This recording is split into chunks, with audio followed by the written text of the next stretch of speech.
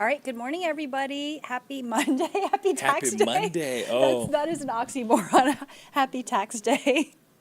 you know, Joy. So I actually did well this year. I filed mine a lot earlier. Usually I good. wait till the last minute. Okay, so here's the deal. If you are planning to wait until the last minute, well, there's no planning to wait. You're already at the last minute. Okay, so taxes are due tonight by 11:59.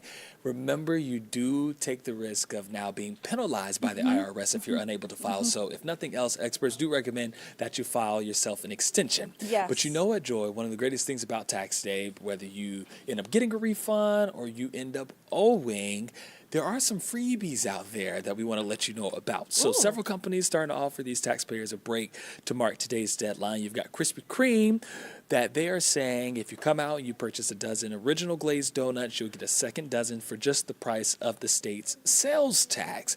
I won't quiz you and say, and this is not you, Joy, I'm just talking about the people watching. I won't quiz you and say, do you know what our state's sales tax is? Because that's how much it'll be. I'll leave that right there. Also, California Pizza Kitchen going to be offering any of you who decide to come out there and dine with them $10 off of a $40 purchase. And then Grubhub did something really cool. And the only reason I'm saying past tense did is because they were offering the first 1,000 people that were able to use tax break, that promo code, they were going to give them $15 off of deliveries totaling $25 or more. Now, I said they were because I'm almost 100% sure or 99.9% sure that by now, with it being 11 o'clock, I'm sure at least 1,000 people have already taken advantage of that. You're telling people on the news, yeah. Look, we've been telling it all morning long. So if those 1,000 people haven't chimed in on this, you are lucky, my friend. So not a bad idea. Another story I want to bring to your attention is something that if you happen to be a seafood lover, which I've got a feeling we've got a lot of seafood lovers here in Georgia.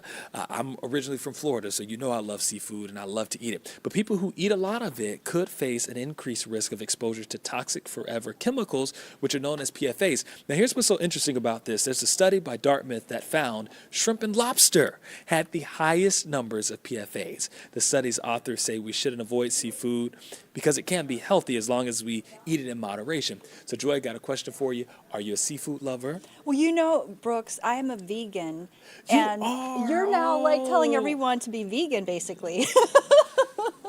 You didn't hear those words from my mouth, right? But I will say this: there are a lot of studies that have shown that salmon is good for you. Matter of fact, if you want to go against heart disease and stuff like that, and you want to stop some of that from having to deal with that, there are a lot of experts that say you should be eating salmon a couple of times a week. Yeah. But for some of us who like clams, oysters, crab legs, all those things that I love, when I read a study like that, it kind of makes me say, oh, man, I might have to cut back a little bit. Yeah, no, I know. But that is, as a vegan, maybe the one thing I ever do think about is maybe fish again. I don't know. But after your story, I don't think so. Well, that just leaves a little more for some of us over here. Don't worry, because I'm still going to eat it, but maybe just not as much as I've been doing it, Joy. Moderation. That sounds right. All right. Well, thank you so much, Brooks Baptiste. And always. Hopefully you got your taxes done. Yes. Happy Monday. All right. I want to talk a little bit more about this whole tax situation on tax day. And Better Call Harry actually has some advice on this because, like Brooks mentioned, today is the deadline to file those taxes. Like Brooks mentioned, if you haven't done so, if you're really not ready, you got to file for an extension. Today's the day to do that. Time obviously is running out. And if you owe the IRS money, well, Better Call Harry wants to help you. If, for example, you discover you owe a few $1,000s to the IRS and you can't pay it, don't panic. The police are not coming to your home or apartment to put you in IRS jail. Jason Wiggum is a tax attorney who says that's not how it works. The IRS will send you a lot of notices. The first one is just, hey, you owe us money. You have a certain period of time to pay. If you don't pay within that time frame, nothing happens to you. Eventually, they start sending other notices that get more aggressive. Wiggum and the IRS both say you still have to file your return, because if you don't, you face penalties plus interest. The one thing you should not do is make a panicked call to a tax debt relief company, especially a company that whispers promises to eradicate the debt, allowing you to celebrate with a Caribbean cruise. I paid the IRS based on this agreement. Atlanta News First Investigate spoke to a Metro Atlanta man who needed an amended tax return and a payment plan. He paid a tax debt relief company $6,000, and 4 years later, his case is unresolved. Wiggum says many tax relief companies charge more than tax attorneys do. When you owe the IRS money, it's a problem. It's something you need to deal with, but it's not always immediate. You have some time, so don't feel any pressure. Don't be, do not allow yourself to be sold based on fear. Great, thanks so much. Better call Harry with that advice. Don't allow yourself to be suckered in by the fear and fall trapped to kind of a scam. Okay, let's talk about the issue of home theft, because this is something we have covered. Sierra Cummings with our investigative team has been covering quite a bit here. Will a bill on Governor Brian Kemp's desk would help prevent people's homes from being stolen from them? Atlanta News First investigator Sierra First of Cummings all, I shares- want to tell you the inspiration behind the bill. You are. Atlanta News First Sierra Cummings shares how our investigation actually helped to fight property fraud. First of all, I want to tell you the inspiration behind the bill. You are a big part of it because your bulldog approach to reporting on this issue, you latched on and you never let go. That was very inspiring.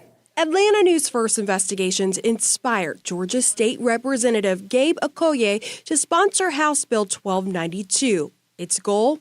End the troubling trend of deed theft. For nearly a year, we uncovered case My home was stolen from me. after case after case, proving a minor loophole wreaks major havoc. This is not right. Our reporting found under Georgia law, no identification was required to file a deed on a home.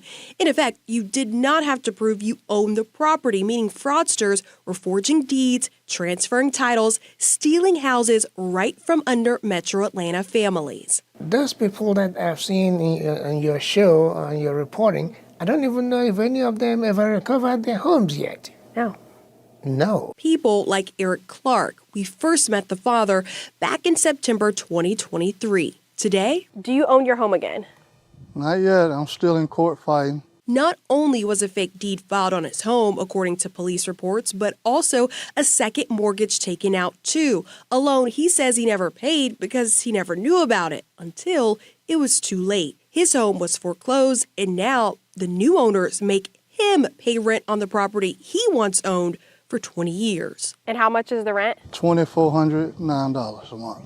Eric's case helped inspire the new law. Under HB 1292, if convicted, fraudsters must pay all of Eric's attorney fees and damages. At least now it feels like the law might be on your side. Yeah. The new legislation mandates that you prove who you are when filing a deed. Identification must be given to the clerk's office.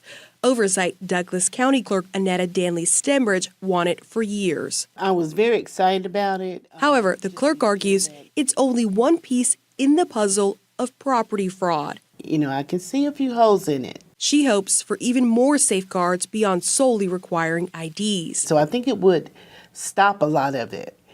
But whether it would stop all of it, I doubt that. But for lawmakers like Okoye, it's a major step, creating new criminal penalties and recourse for victims. People have been getting away with it, and we must stop it. And I'm so happy that we are about to do just that. And thanks to you.